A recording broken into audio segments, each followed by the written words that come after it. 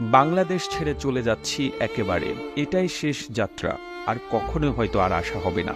২০ বছর বয়সে নিজের পরিবারের জন্য এবং নিজের ভবিষ্যৎ সুন্দর করার জন্য জার্মানিতে পাড়ি জমিয়েছিলাম। আজ থেকে ঠিক ১৫ বছর আগে ঢাকায় দুটি ফ্ল্যাট কিনেছিলাম আমার নিজের টাকায়। একটা আমার মায়ের নামে আর একটা আমার স্ত্রীর নামে। আমার মা আবার ফ্ল্যাট আমার ছোট ভাইয়ের নামে লিখে দিয়েছে। দেশে আসার পর আমার ছোট ভাইয়ের ফ্ল্যাটে আমার জায়গা নেই, তাকে আমার টাকা দিয়ে পড়াশোনা করিয়েছি, সে এখন ভালো জব করছে। আর আমার স্ত্রী আমার কেনা টাকা দিয়ে ফ্ল্যাটে আমাকে ঢুকতে দেয়নি, আমাকে দরজা থেকে কুকুরের মতো তাড়িয়ে দিয়েছে। সে আমাকে তালাক দিয়েছে বিনা কারণে। ঠিক বিনা কারণে বলা যাবে না, সে অন্য আরেকজনের সঙ্গে সম্পর্ক জড়িয়েছে।